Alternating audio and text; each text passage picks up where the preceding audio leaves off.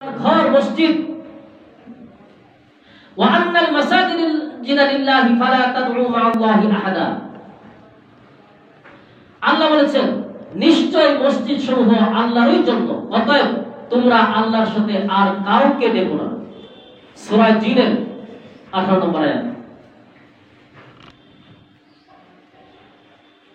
আর মসজিদের সাথে একজন মুমিনের সম্পর্ক কত গভীর। নবী করিম সাল্লাল্লাহু আলাইহি ওয়াসাল্লাম নবুয়ত হওয়ার আগেও মসজিদের সাথে তার সম্পর্ক ছিল, এবং যতদিন তিনি মক্কায় ছিলেন তিনি মসজিদের সাথে তার সম্পর্ক ছিল। যেদিন তিনি হিজরত করেছেন তখনও কিন্তু তিনি এই মসজিদের প্রতি তার দরদ, তার ভালোবাসা, তার আবেগ সব উতলে উঠেছিল। তিনি চোখের পানি ছেড়ে দিয়েছিলেন।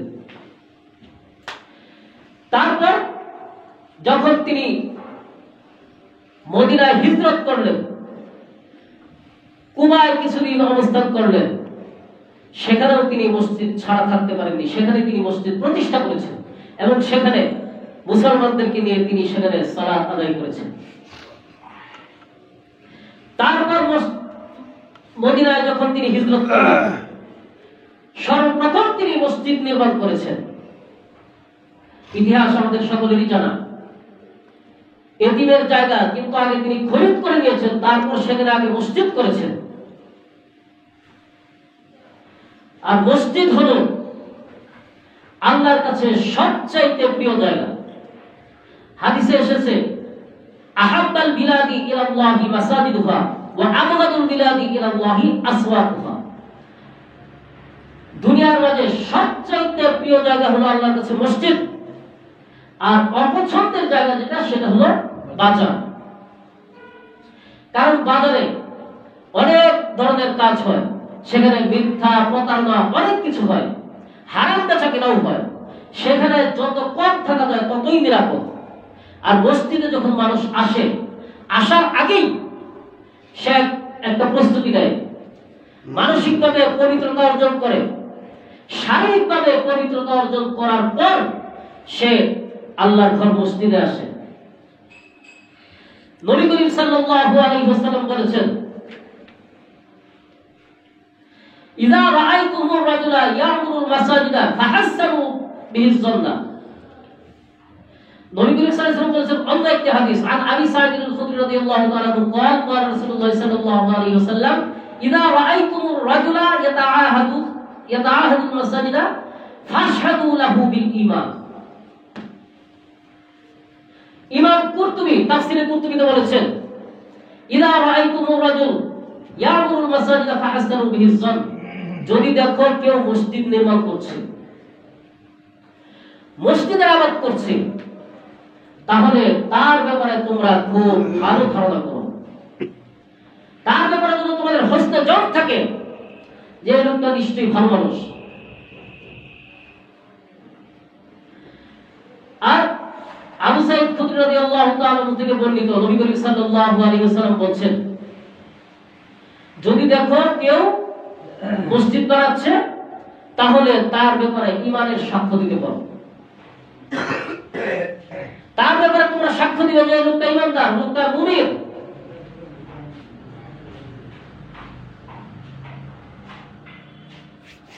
ইয়াবতাগি বিহি ওয়াজহাল্লাহ। আর মসজিদ নির্মাণের মাধ্যমে আল্লাহ সন্তুষ্ট অর্জন করা যায়।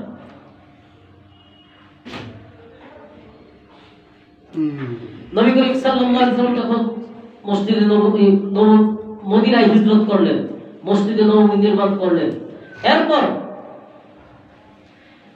এমন অবস্থা হলো সাহাবায়ে কেরাম একটা অংশ তো সব সময় মসজিদে থাকতেন, যারা আহলে সুফার সদস্য ছিলেন। মসজিদ থেকে কখনো তারা বের হয়ে যেতেন না। নবী করিম সাল্লাল্লাহু আলাইহি ওয়াসাল্লাম বলেছেন মসজিদের নির্মাণের ব্যাপারে, অনেকবার এই হাদিসটা আমরা শুনেছি, মান বানা লিল্লাহি মাসজিদান বানাল্লাহু লাহু বাইতান ফিল জান্নাহ। যদি কেউ আল্লাহর জন্য একটি মসজিদ নির্মাণ করে, আল্লাহ রাব্বুল আলামিন তার জন্য বেহেশতে ঘর নির্মাণ করেন। হয়ে যাওয়ার পর আপনি যতই মসজিদে দান করেন ততই সওয়াব হবে, কিন্তু এক্সট্রা একটা অফার আল্লাহ আপনার জন্য বেহেশতে ঘর নির্মাণ করবেন, এইটা কিন্তু আর পাওয়া যাবে না। সুতরাং আল্লাহর দেয়া এই অফারটা যদি আমরা গ্রহণ করতে চাই, অবশ্যই আমাদের মসজিদ নির্মাণের সাথে মানে সব সময় যেন আমাদের সম্পর্ক থাকে, যেখানেই মসজিদ নির্মাণ হোক সেখানে যেন আমরা অংশগ্রহণ করতে পারি। একটি হাদিসে এসেছে, যদি কেউ পাখির বাসার সমপরিমাণ মসজিদ বানায়, অর্থাৎ অত ছোটদার মসজিদ হয় না, সেখানে তো নামাজও পড়া যাবে না। মুফাসসিররা ব্যাখ্যা করেছেন, যদি কেউ সামান্যতম দান করে, তার সামর্থ্য অনুযায়ী কেউ একটা ইট যদি কেউ দান করে, যার সামর্থ্য আছে 1 বস্তা সিমেন্ট দিবে, যার সামর্থ্য আছে 1 টন রড দিবে, যার সামর্থ্য আছে সে পুরো একটা ফ্লোর করে দিবে, আর যার সামর্থ্য আছে পুরো মসজিদ একাই নির্মাণ করে দিবে। অর্থাৎ যেভাবেই হোক মসজিদ নির্মাণের সাথে যদি আমাদের সম্পৃক্ততা থাকে, আল্লাহ রাব্বুল আলামিন আমাদেরকে সেই অফার দিয়েছেন যে আল্লাহ বেহেশতে আমাদের জন্য একটি ঘর নির্মাণ করবেন। সুবহানাল্লাহ।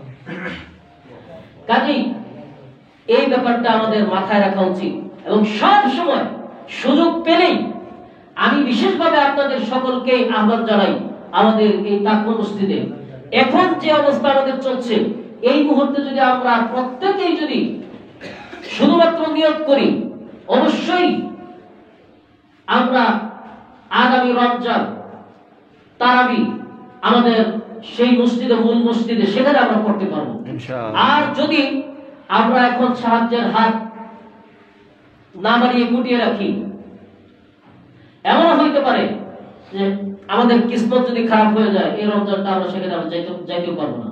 এই জন্য সকলের প্রতি আহ্বান, আমরা এই মসজিদ নির্মাণে এগিয়ে আসি। কমপক্ষে আমাদের 2টা তালা ঠিক করতে হবে নামাজের জন্য, আর না হয় আমরা সেখানে যেতে পারবো না। কিছুদিনের মাঝে আমাদের 3য় ছাদ ঢালাই হবে,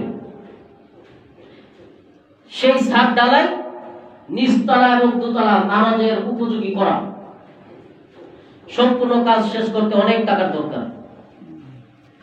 আমরা এখানে যারা আছি, আমাদের অনেক লোকে আছে, ইচ্ছা করলেই একটা তালাও করে দিতে পারে। আমি আপনাদের কাছে আহ্বান জানাচ্ছি বিশেষভাবে, আমরা তারপরেও দান করব, তখনও সওয়াব পাবো, সওয়াব মোটেও কম হবে না। বিশেষ করে এই মুহূর্তে আমরা যদি এগিয়ে আসি, তাহলে খুব দ্রুত আমরা সেই মসজিদে গিয়ে নামাজ পড়বো। অনেকেরই দিলের তামান্না যে সরাসরি আল্লাহর ঘর মসজিদে, সেখানে আমরা আল্লাহকে সিজদা করব, আর কতদিন এখানে নামাজ পড়বো, অনেকেই জিজ্ঞেস করেন। এই জিজ্ঞেস কিন্তু আর আমাদেরকে করতে হবে না, এবং সেই মসজিদে আমরা সকলেই একসাথে যারা ইচ্ছা এখন থেকেই আমরা প্রস্তুতি নিতে পারি, সেখানে ইতিকাফ করব। ইতিকাফের জন্য বিশেষ ব্যবস্থা থাকবে, ওযু গোসলের জন্য তাদের কোনো সমস্যা না হয়। এই সব কিছুর জন্য এখন প্রয়োজন আমাদের সকলের এগিয়ে আসা। আমরা যদি এগিয়ে আসি, আল্লাহ রাব্বুল আলামিন বলেছেন, যে ব্যক্তি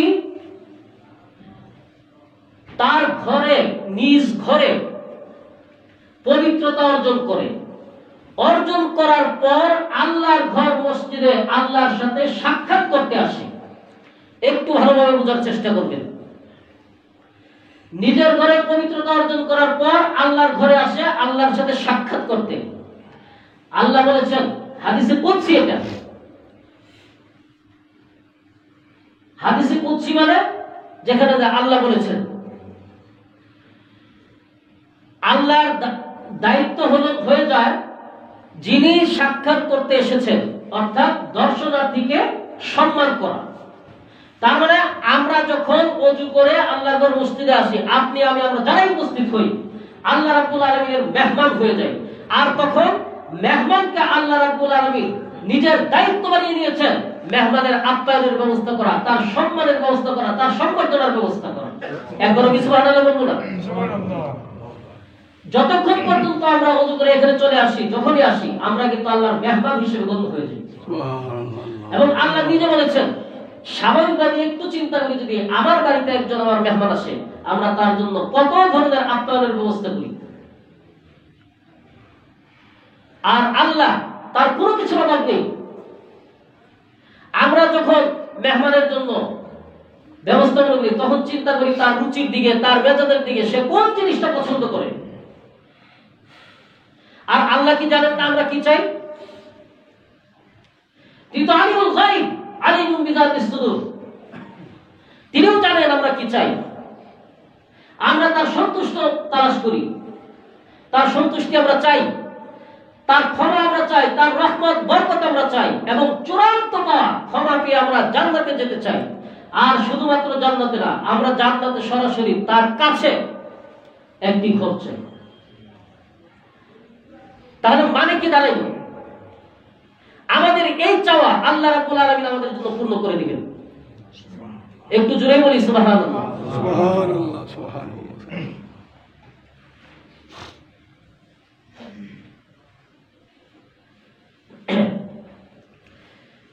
সূরা আল ইমরান, إذ قالت امرأة عمران رب إني نذرت لك ما في بطني محررا فتقبل مني إنك أنت السميع العليم। মারিয়াম আলাইহিস সালামের মা, তিনি আল্লাহর কাছে মান্নত করলেন, হে আল্লাহ, আমার পেটে যা আছে আমি তোমার জন্য মান্নত করলাম। তুমি সর্বশ্রোতা, সর্বদাতা, তুমি আমার এই পেটের সন্তানকে কবুল করে দাও। আব্দুল্লাহ ইবনে আব্বাস রাদিয়াল্লাহু তাআলা আনহু রয়েছে মুফাসসিরিন, তিনি বলেছেন নাযারতু লাকা মা ফি বাতনি আই মুহাররারান লিল মাসজিদি ইয়াখতুমুহা। এর অর্থ হলো তিনি মান্নত করেছিলেন মূলত কিন্তু মসজিদে আকসার খেদমত করার জন্য। তিনি ভেবেছিলেন যে আমার সন্তান ছেলে হবে, মসজিদের সেবা করবে। যে মসজিদে আকসা আজকে ইহুদিরা জবরদখল করে রেখেছে, সেই মসজিদে আকসার জন্য তিনি মান্নত করেছিলেন। অর্থাৎ মসজিদের এখান থেকে আরেকটা জিনিস কিন্তু আমরা এই করতে পারি, মসজিদের খাদেম হওয়া এটা অনেক বড় মর্যাদার ব্যাপার।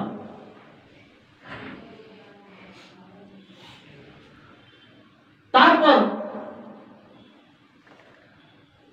যখন ইমরানের স্ত্রী অর্থাৎ মারিয়াম আলাইহিস সালামের মাতা, তিনি যখন দেখলেন যে সন্তান তো হয়েছে মেয়ে, তিনি বললেন, হ্যাঁ আল্লাহ, আমি তো মেয়ে সন্তান প্রসব করেছি, আল্লাহ তো জানেন কিনা। তিনি বলে দিলেন, এই মেয়ে অন্য সাধারণ মেয়ের মতো না, তিনি তাকেই কবুল করে নিয়েছেন। বাকি ইতিহাস, লম্বা ইতিহাস, সেটা আপনারা জানেন। আমার বলার উদ্দেশ্য হলো যে মসজিদের সাথে আমাদের যাদের সম্পর্ক থাকে, মসজিদের সাথে আমাদের যাদের উঠা বসা থাকে, তাদের মর্যাদা আল্লাহর কাছে কত বেশি। মসজিদ আমরা নির্মাণ করলাম, টাকা পয়সা আছে, আল্লাহর রহমতে বিশাল মসজিদ হয়ে গেল, কিন্তু যদি আমরা নামাজ পড়তে না আসি, নির্মাণ করার পর দায়িত্ব হলো সেই মসজিদকে আমাদেরকে আবাদ রাখা, মসজিদে এসে জামাতের সাথে নামাজ আদায় করা। আন আবি হুরায়রা রাদিয়াল্লাহু তাআলা আনহু আন নবী সাল্লাল্লাহু আলাইহি ওয়াসাল্লাম মান গাদা ইলাল মাসজিদি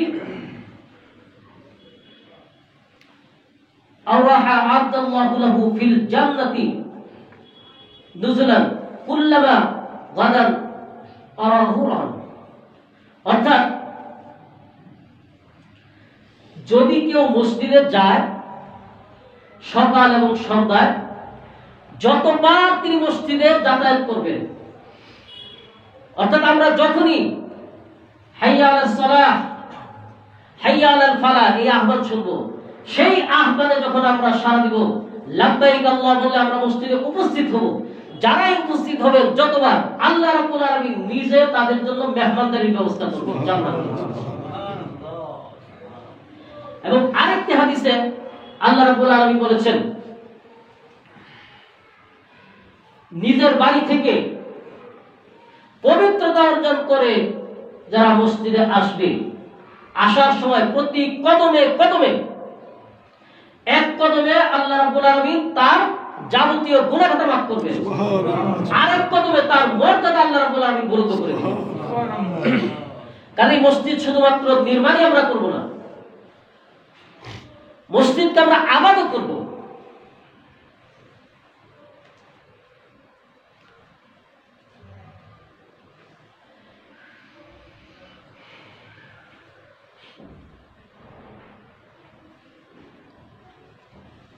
সম্মানিত হাজরিন,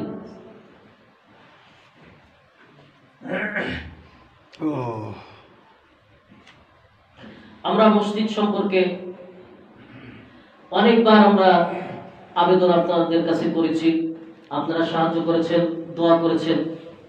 আর না হয় মসজিদ এই পর্যন্ত আসা সম্ভব ছিল না। আমাদের এক তো সেখানে টাকা পয়সা দরকার, আর এখানে যেখানে আমরা নামাজ পড়ছি এখানেও কিন্তু আমাদের কিছু খরচ আছে। যাবতীয় খরচ, এই যে লাইট জ্বলছে, গরমের সময় ফ্যান চলে, এসি চলে, আমরা এখানে ওযু করি, এই সকল খরচ আপনাদের দেয়া টাকাই কিন্তু সেটা হয়। মাশাআল্লাহ। এই মসজিদের কিন্তু আলাদা ইনকামের কোনো সোর্স নেই। আপনারা যারা মাসিক দান করেন, এককালীন দান করেন, অথবা দান বক্সে দান করেন, এই সব টাকা দিয়ে এটা চলে। আর নির্মাণে যারা দান করেন, ওই নির্মাণের টাকা দিয়ে আমাদের সেই মসজিদ নির্মাণ হচ্ছে, বহুতল ভবন নির্মিত হচ্ছে। কাজেই আপনারা জানেন এখন আমাদের মুসল্লির সংখ্যা আগের তুলনায় অনেক কম, শুক্রবারই বেশি হয়। স্বাভাবিকভাবে অক্তি মুসল্লির সংখ্যা কিন্তু আলহামদুলিল্লাহ এখন অনেক বেড়েছে। মাশাআল্লাহ। তারপরেও আমাদের যে পরিমাণ খরচ, মানে আপনাদের সাহায্য সহযোগিতা আরেকটু বাড়ানো দরকার। আমরা যদি প্রত্যেকেই মসজিদের নিয়ত করে, যিনি 10 টাকা দিতাম তিনি যদি ইচ্ছা করলেই সে 10 টাকাকে 20 টাকায় রূপান্তরিত করতে পারি, যিনি 20 টাকা দিতাম ইচ্ছা করলেই 50 টাকা করতে পারি, 50 টাকা যিনি দিতাম ইচ্ছা করলে আমরা 100 টাকা দিতে পারি, 100 টাকা আমরা 200 টাকাও দিতে পারি। এইভাবে প্রত্যেকেই দান বক্সে আমরা যা দান করব, গোটা একটা সপ্তাহ একদিন যদি অল্প অল্প করে আমরা শুধু জমিয়ে রাখি। আগে আমরা গ্রামে প্রত্যেক বাড়িতে মসজিদের পক্ষ থেকে, মাদ্রাসার মক্তবের পক্ষ থেকে ছোট ছোটই থাকতো, মুষ্টির চাউল উঠানো হইতো, সেটাতেও কিন্তু মসজিদ মাদ্রাসা চলে যেত। ঠিক ওইরকম যদি অল্প অল্প আমরা শুধু মসজিদের নিয়ত করে একটু জমাই, এই টাকা দিয়েই আমাদের এই মসজিদের খরচ হয়ে যাবে। আর মসজিদ নির্মাণের ব্যাপারে আমি আগেও তো অনেক আলোচনা করেছি। আর দান হলো এমন একটি বিষয়, কিয়ামত এটা হবে আমরা বিশ্বাস করি,